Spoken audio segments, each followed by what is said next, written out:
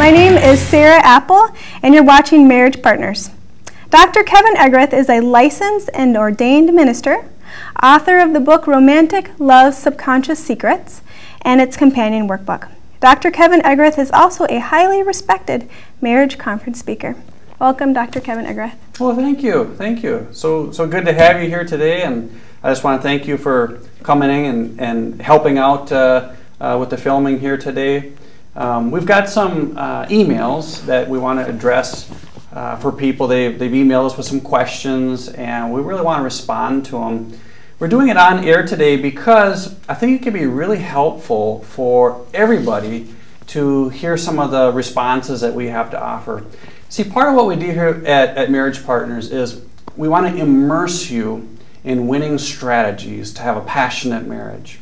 And so some of these problems that we address may not be your problems, but you'll hear the underlying policies that are relevant to all of our systems.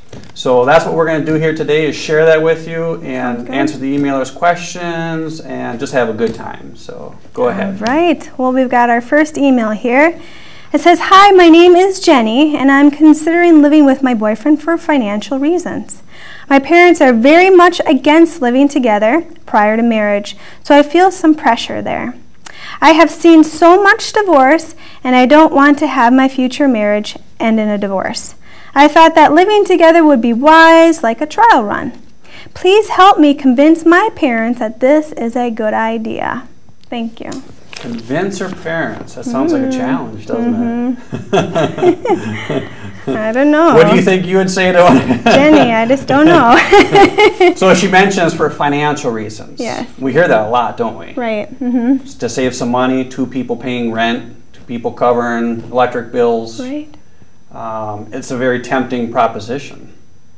Parents don't like it too much, do they? No. I don't think so. No.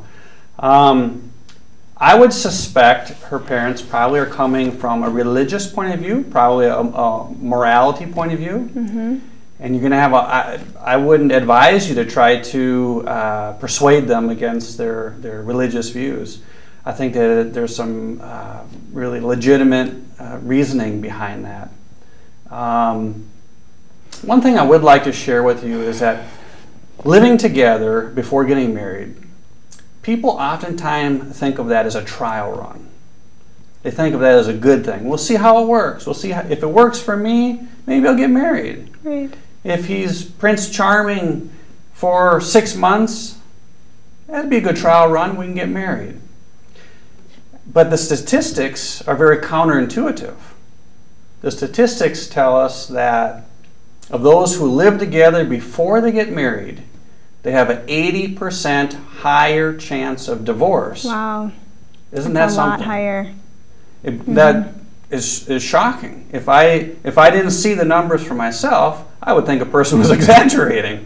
It's a much higher chance. Now, some people would say that if you live together before you're married, you're living under a curse. You know, that'd be coming from a moral or a religious point of view. I've dug into it. I've tried to discover, well, why is it that that there's this higher failure rate? You would think if you try it out, it works good, that it'd be safe to go ahead and get married. So I did a little bit of research and some digging into it and talking with people. It seems like the main thing is that people that live together before they get married, they have a different mindset. Okay. They have a different mindset other than those who choose to date, build compatibility, then get married. The mindset is different in several areas. One is that they want to test compatibility by living together. And that's the wrong mindset. When you get married, if you're going to last a lifetime happily and in love, you have to build compatibility. It's something that people build. So when you test it, it's just the wrong way of going about it. Also, when you're living together, both people in the relationship know that at any time the other person could leave. There's no commitment. There's no commitment. And they're on their best behavior. then when they go ahead and get married, they feel like there's a commitment, and so they can just, as the saying goes, let it all hang out. Mm-hmm. There's of the type of couples that choose to live together before they get married, oftentimes they have a much lower threshold of emotional restraint. So it feels good to live together, they want to live together, and so they're going to do it against family's wishes. Mm-hmm. And this lack of moral restraint plays out when it comes time to resolving conflict, when it comes time when there's some frustration, whether they're a little bit more reserved, handling it in a way that builds that marriage, or do they handle it in a way that's just going to be an emotional outburst? Well, typically it's an emotional outburst, and as you can imagine, that's pretty harmful in marriages. Right. So that's another mindset, significant mindset difference between them. Also, there's this sense of commitment. They want the other person to be committed not to leave the relationship. So they'll go ahead and get married. You know, it works for me. I don't want you to leave. So I'll go ahead and get married, and then you won't leave, and now I got you. And that's, again, the wrong mindset, the wrong way to look at marriage. A marriage is really a relationship of extraordinary care. And that should be your mindset. Not that you're committed, you can't leave now, so I can go ahead and leave my clothes laying around like I didn't when we were just living together. I can go ahead and hang out with my guy friends till late hours of the night now. Because you're committed, you're not going anywhere. Right. See how the mindset plays a very crucial difference there. Mm-hmm. So I would highly recommend that you try not to persuade your parents to be happy with the idea of living with your boyfriend prior to getting married.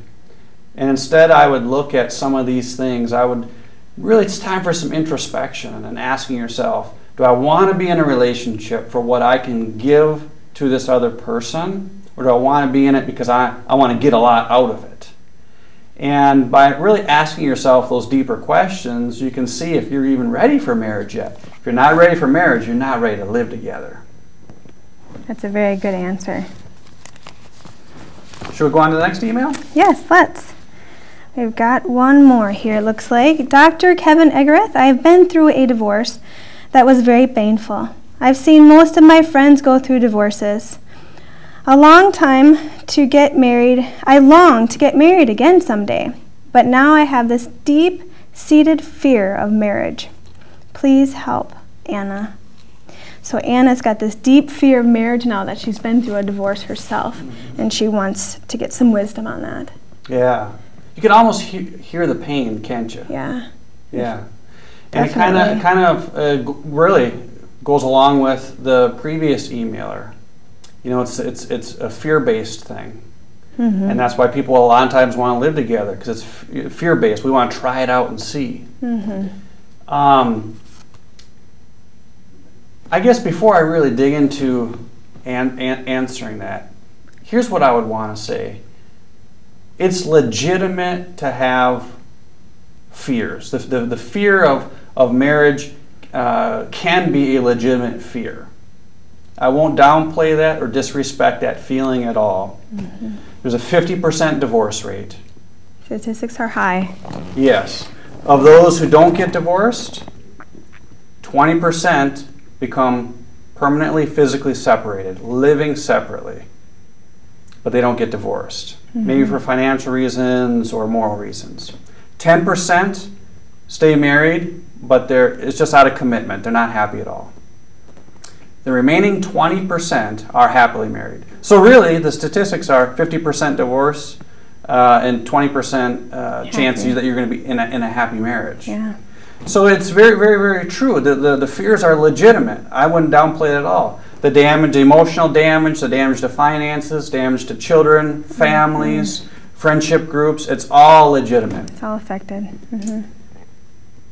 But here's where the story changes. Here's where my answer comes to you. And that's that if you follow a winning system to have a passionate marriage that lasts a lifetime, then that can just wash away the fear. Once you know that you have a system that you can do, even when you don't feel like it, but you're going to do it anyways, because it's going to build up that marriage. It's going to build up those feelings of being in love. Now you can have a hope for a wonderful marriage that will last you your life, that won't go away. It won't end in divorce. It won't end in all these problems.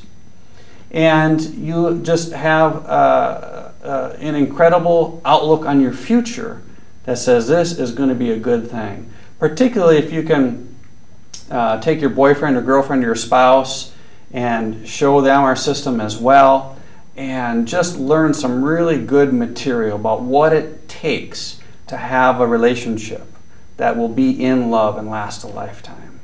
And you don't have to wait till you're married. You can practice while you're dating. Absolutely. In fact, that's the best time to practice. Would you not agree? Yes, definitely. Yeah, because if the person that you're dating refuses to follow a system of success, maybe you gotta second guess whether or not that's the right person for you. Would you agree to that? Well, it takes work. Yes, it does. Yes, it does. So you got to put into it if you're going to reap the rewards, right? That's right. That's right. Yeah. So I really want to encourage you to go ahead and take a look at our website, Marriage Partners.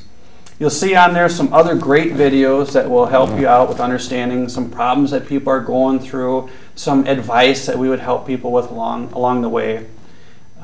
You can see what exactly it is that we teach that gives people such a hope in their future.